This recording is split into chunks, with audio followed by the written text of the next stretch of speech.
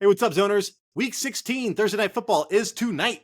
The New Orleans Saints are going to go all the way to the West Coast just to get their ass kicked by the LA Rams. And hey, man, I'm going to be covering the Rams start sit all the way from the quarterback down to the kicker. And hey, dude, there are some people on here. We got the waiver wire pickup of the year. We got the other waiver wire pickup of the year. We got a Hall of Famer who's starting to actually act like a Hall of Famer again. So there are some players I'm going to be talking about that will win you a championship. If that sounds interesting to you, hold on for 7 seconds.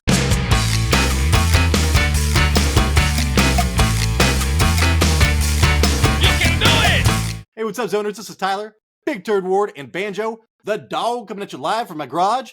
And this is the Fantasy Red Zone. We have all of our notes typed out. I'm going to be sharing that with you right now.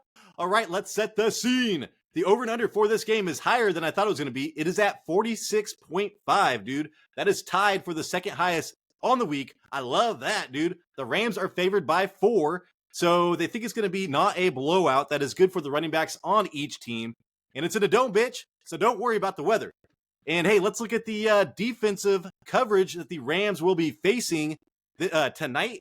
Man coverage, the Saints like to play 37.4% of the time, dude. That is a lot. That is the second highest, highest rate in the league. And then zone coverage, dude.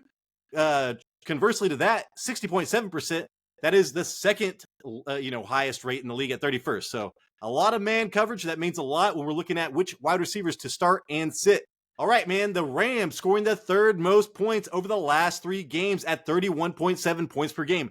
That is including a game where they had to go to Baltimore and put up points, man. And here we go. New Orleans allowing the 4th fewest points over the last 3 games. And you're like, holy shit, this is like, an unstoppable object meets a immovable force. I think that's opposite, but still, you know what I'm talking about. But dude, they've been playing the goddamn Giants and Carolina over the last 2 weeks.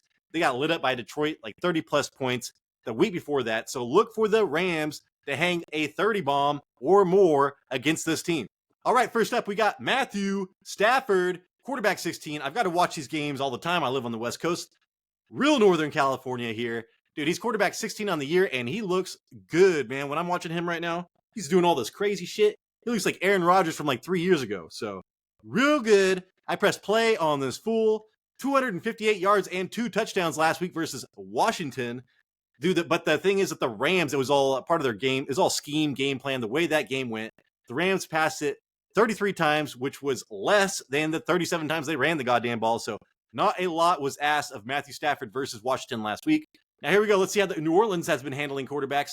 DeVito only threw for 177 yards and got sacked 7 times last week versus New Orleans. And that would bother me, but the Giants have a terrible offensive line. And look at the Rams' offensive line over the last 4+ weeks. They are a top 5 pass blocking offensive line, dude. And you can tell just by Matthew Stafford's performance over the last month or so. He's, like I said, dude, fantasy quarterback number 8 over the last 4 weeks. That's amazing. New Orleans giving up the second fewest passing yards over the last 3 games at 146, but I just talked about the reason for that. And New Orleans allowing the second fewest passing touchdowns as well. So you're like, holy shit, man, this is a bad matchup. But if you look a little bit deeper, good matchup for Matthew Stafford. I'm pressing play on this fool. All right, here we go, dude. The waiver wire pickup of the season, man. Maybe fantasy MVP, and I'm not even kidding, dude. Kyren Williams, running back number 5 on the season, even with all that time missed, dude. I'm pressing play. How could you not? 27 rushes for 152 yards and a touchdown. He had 5 receptions on 7 targets, dude. Last week, only had 3 yards on those 7 targets, but still, versus Washington. Saquon had 9 rushes for 14 yards and 2 receptions for 23 yards last week versus New Orleans. So New Orleans was able just to kill Saquon, but like that was all they had, dude. It's that Saquon offense, and they decided to kill it. So 20-plus rushes, dude, in 4 of the last 5 games. The one game he did not have 20-plus rushes was his first game back from injury. So this guy is guaranteed to get 20-plus rushes a game, man. He had 100-plus rushing yards in 4 of the last 5 games as well. And if you know me, dude, I like wide receivers with 100 yards. I like running backs with 100 yards. I just feel like that's much more consistent than depending on touchdowns. So I love that. Faces an 8-man box. This is why he's so goddamn good, okay? He faces an 8-man box at league low 4.8% of the time. That's like the lowest by like 6%. And we look at all these other running backs. They face 8-man boxes like 50+% of the time, dude. And this guy's getting it less than 5% of the time. That is insane. So like 1 out of every 20 rushes, he faces an 8-man box. That is insane, dude. So this is why Kyren Williams, it's this offense, dude. They have to worry about so much down the field. They got to put people back in coverage. He is still, and look at this, dude, 4th in the league at 5.1 yards per carry on the year. He doesn't see many people in front of him, so he's running for a lot of yards per carry, man.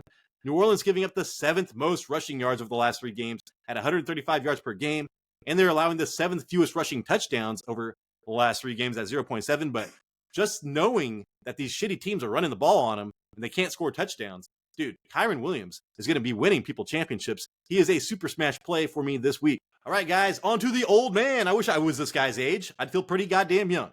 Wide receiver 37 on the year because he missed so much time, and he's done shit in the middle of the season. We all wrote him off for dead, dude. I'm pressing play on Cooper Kupp. 8 receptions on 8 targets. 8 for 8. 111 yards and a touchdown last week versus Washington.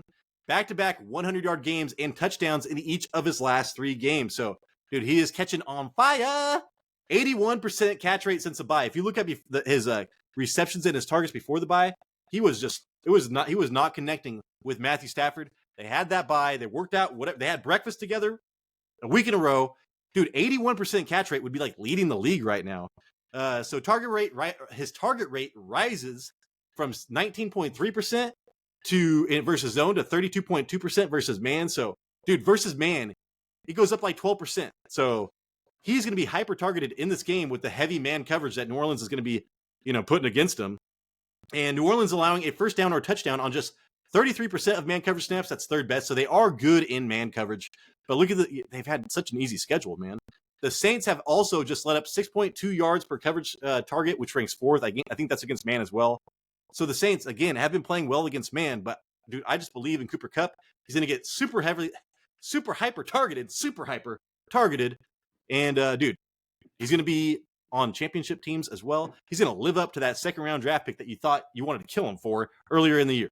All right, guys, my favorite fantasy football player of the season, Puka Nacua. I bid all my money on him when I was sitting on the toilet, dude, like at 2:55 a.m., like 16 weeks ago, dude.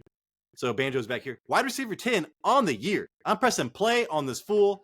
I just bought a card of this guy. I don't know anything about football cards, but I just got into it. I got a Optic, one of those holographic Panini cards, top-rated rookie. I had to pay $12, dude. I thought that was a lot. So let's see how that goes for me. 5 receptions on 8 targets for 50 yards. 2 rushes for 3 yards last week versus Washington.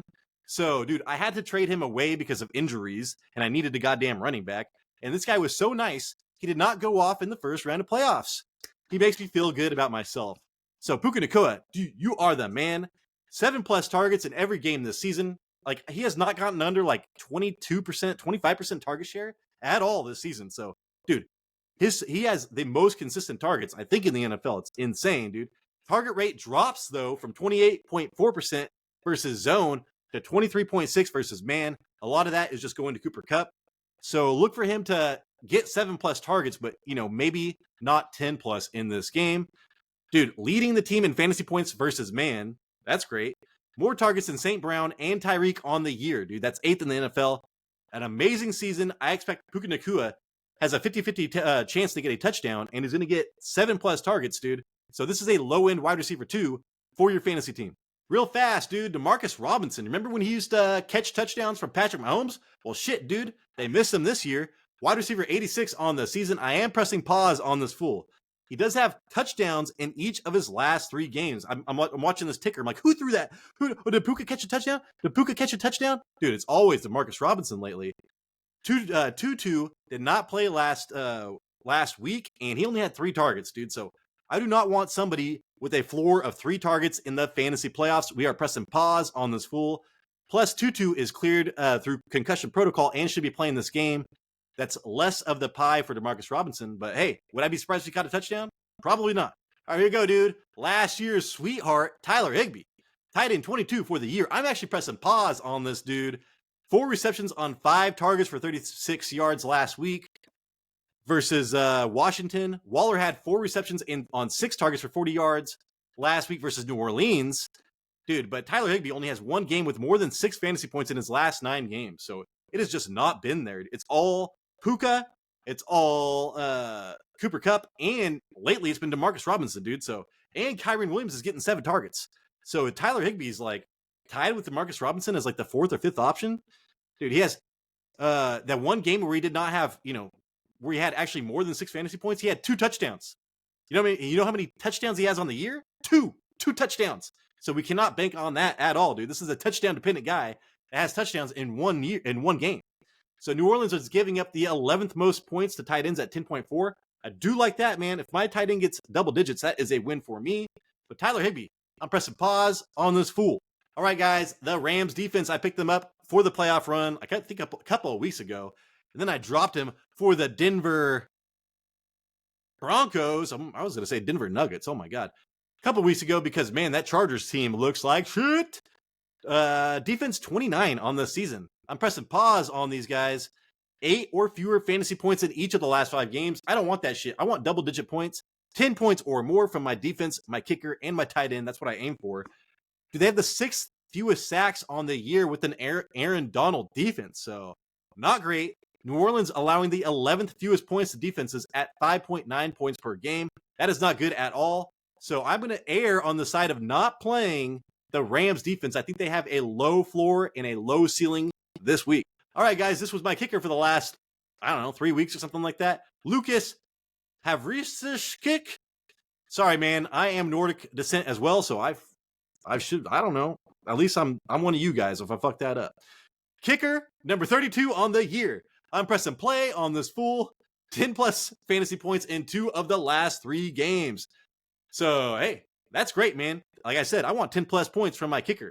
And I rode, I forget who the kicker was in the beginning of the year, man, but when this offense is clicking, the kicker is like one of the top 3 options in the league. Second highest over and under of the week. And if you know anything about kickers, man, you want that high over and under. New Orleans giving up the 13th most points to kickers as well, so that's better than average. 8.1 points per game or whatever. I just like this high over and under and the Rams scheme and everything to allow the kicker to get a lot of points, man. And hey, Sean McVay is not afraid to kick field goals, for God's sakes, dude. So, all right, everybody, thank you so much for watching. Please remember, if you do not agree with something that I said, please type a comment down below, and I can change my mind giving new information. Hopefully, I earned a thumbs up. Hopefully, I earned a subscription. If you are not already subscribed, man, we need your support. We need to be able to take this show to a whole nother level. So, and that starts with you subscribing so we can put more resources towards this passion of ours, man. We love doing this kind of stuff. We want to continue doing it. And hey, this is Tyler Big Turd Ward, and I appreciate you. And this is Taz the Dog.